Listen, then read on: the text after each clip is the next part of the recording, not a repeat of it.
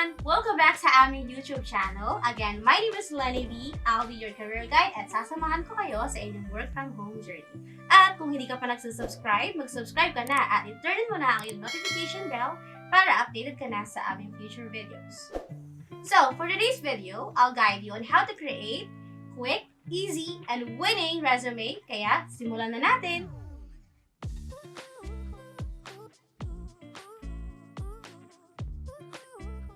Pasensya na guys, because for today, wala si Maring Pinay kasi busy sa paghahanap ng work. But for today, let's go back to our topic, which is resume. So marami na nakakaalam kung anong resume, kung paano gawin yung resume. Pero for today, bibigyan ko kayo ng refresher. And for the sake na rin ng mga bago or mga newly graduates or yung mga tao na gustong gumawa ng resume from scratch.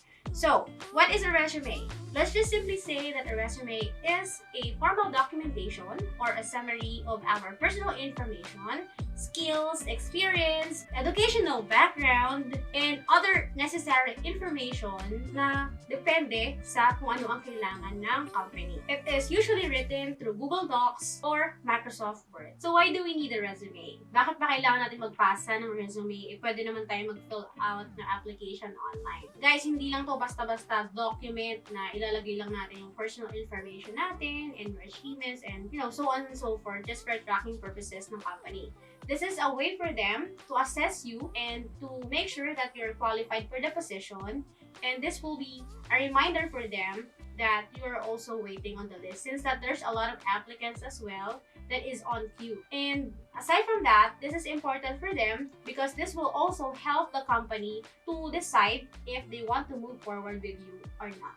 So resume plays an important role to our application process. This can make you stand out, or worst case scenario, this will be a reason for you to fail on your application process. So, without further ado, let's now start creating a draft of resume. So let's start with opening the browser. For today's example, I'll be using Google Chrome. Pero pwede naman kayong gumamit ng ibang browser like Microsoft Edge or Mozilla Firefox or any other browsers available sa PC ninyo as long as na it will allow you to access the Google homepage. So meron tayong dalawang way para i-access yung Google Docs. First one is you can just simply type docs.google.com sa address bar ng browser nyo. That's the first way para i-access ang Google Docs directly sa browser. And the second way naman is if you are on the Google webpage, hanapin mo yung main menu. It's a main menu of the services and applications for Google. So, usually katabi lang yun ng account mo dito sa upper right side of the browser. And once you click the main menu, you will see all the Google services and look for Docs, D-O-C-S. So, click that and you will be routed directly to the main page of docs.google.com, and you can click there the blank document for you to start a new document. Now we can rename the file. So on the upper left, you'll see untitled document. That's something that we can change into your name. So for resumes, make sure na ipangalan nyo sa sarili nyo. Then resume, it's either you can do first and last name or your last name and your first name, then resume. It's up to you. So I'm just giving you the example. So the interviewer or the hiring manager will be able to identify that it's yours. So after we rename the file, so let's start creating the resume. So to start, arrange the margin.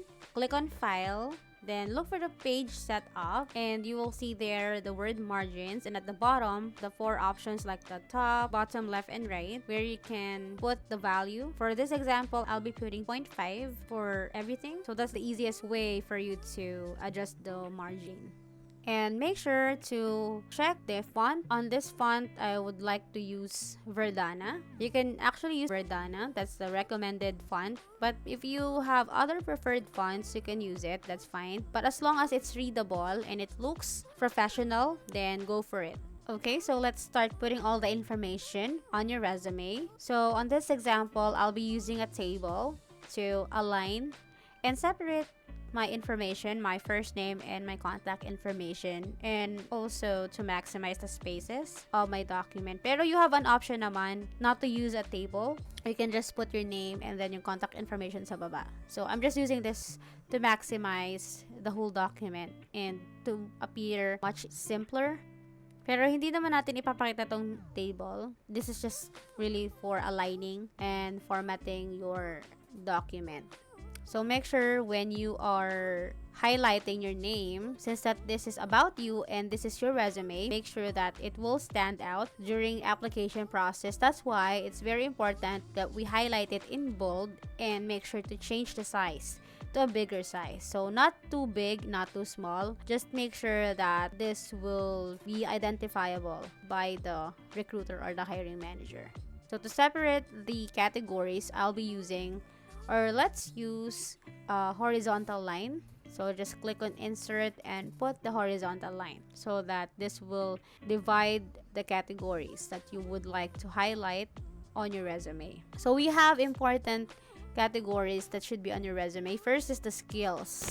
So napakaraming skills. So we categorize them to hard skills and soft skills. So for hard skills, there are technical abilities that are specific to a particular job and often measurable. So for example, you're proficient in Microsoft Office, you are very good at troubleshooting, you are a fast typer, and you're good at analytics. For soft skills naman, this is mostly like interpersonal, creative abilities, or communication skills like active listening, if you're good at sales. So it is something that come out naturally over time. So there are some examples as well for soft skills like adaptability, self-motivation, and ability to work under pressure. So ito mostly ang nakikita natin sa mga resume from the applicants. But don't worry guys, we will discuss that separately para mas maintindihan natin ano ba ang dapat ng mga skills na ilalagay natin sa resume. So on this part, I'll be inserting again a table so that I can highlight the skills and format it and maximize the spaces from left to right. So it depends on you how many skills you would like to put on your document. If you have more than 10, then that's fine. It will really be better for you to use a table so that again you can maximize the space of the document. And then after that, separate with the horizontal line. And for the skills, make sure to highlight it at least in bold to represent the title of the category, which is skills. And then the next one is experience. Put a table in this part. Make sure that you put the start date and the end date. If this job is ongoing, then you can just put present. For the format, it's up to you. It's date, month, and year. So not necessary that you put the day or the exact day because most of us don't really remember when did we start working or when did we end working. So we put that under experience. And let's put as well the duties and responsibilities on the bottom, so we can put a bullet list under your company name. So the easiest way for you is to just really copy and paste it if you have different companies or different schools, so you don't have to just keep typing. If they are the same format and also add additional information, just copy and paste it, so that will be easier. So you just have to change, of course, the information along with the duties responsibilities. And then let's separate that as well with the horizontal line. Next important category is the school or your educational background. It's actually the same with the experience. You just have to also put the date and kung kailan ka nagtapos.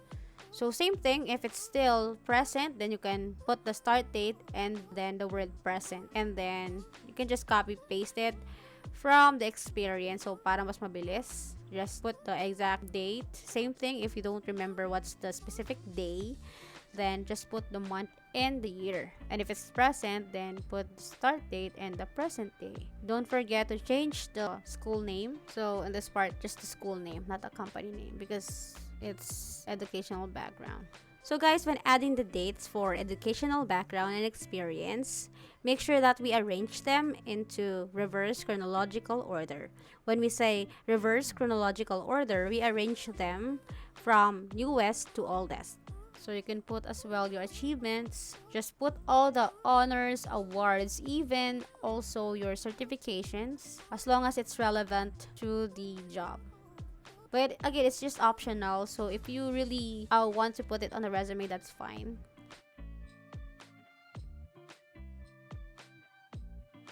We also have pre-made templates that you can use. It is available for both Microsoft Word and Google Docs.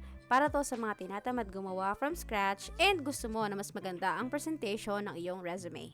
So, for Microsoft Word, just open Word and click mo yung More Templates. Then, you can just choose which template you want to use for your resume. Marami kang choices like this one or this one. Meron din naman ng mga templates na ginagamit ng mga graphic designers. For Google Docs naman, you just have to go to Google Docs using your browser and then click Template Gallery. Then, dun mo makikita ang mga templates for your resume. Once you have the template open, just update the information from the template. So, for tip number 1, make sure that we write a simple resume. So, it means that it doesn't matter if maikli or mahaba ang resume mo as long as all the information, skills, experience, or achievements is relevant to the job that you're applying for. So, idagdag na rin natin dyan ang tamang kulay, tamang font, at tamang style. Hindi kailangang iba-iba ang font, hindi rin kailangang iba-iba ang kulay. So, for the color, I suggest to use color black. So, it will appear uniform. So, it will also look professional and simple. For tip number 2, make sure that there are no grammar or spelling errors. The hiring manager will check your writing skills, and this will also reflect your professionalism and for them to see if you are really prepared and you didn't just copy and paste your resume. So for my tip number 3, make sure to proofread or i-review natin ang ating resume to make sure that all the information is correct. So for tip number 4, keep it real. Make sure that we avoid adding information na hindi naman talaga about sa atin and hindi naman natin na-experience to avoid getting caught off guard during our interviews. So tip number 5, make sure to update your resume. So this applies to all applicants that has previous experience and previous companies. So make sure to change or update the information of your previous employer before applying to a new work. So there you go guys, that's how I create my resume from scratch. At kung meron ka namang mga katanungan, just comment down below at sasagutin natin yan right away. And for our shout out for today, hi nga pala kala Raymond A, Lovely Jenny, Mike Garon, and shout out din kila Iris Alcantara, Joyce Alvarez, Sir Marcelino, Eric Tiktik, Dapper David 89, hello din kay John Paul Alejandro, Ram Caspe, Carl Arceo, Jen Mark Alcover, Xiao, and hi din kay Jamar TV. So guys, let's also support my fellow YouTube creators, Simon Techno Ventures and Techno. So I will post their channel links on description below. So please support them and also visit their channels. Maganda rin yung kanilang mga videos like mukbang, tech unboxing, and also tech reviews. Let's support them. So there you go guys. Sana may natutunan kayo sa aming video for today. And if you like this video, give us a thumbs up and share mo na sa iyong friends para mas marami pa tayong matulungan. And don't forget to subscribe and click mo na ang notification bell para updated na kayo sa aming future videos. Again, my name is Lenny B. I'll be your career guide and see you sa aming next video. Bye!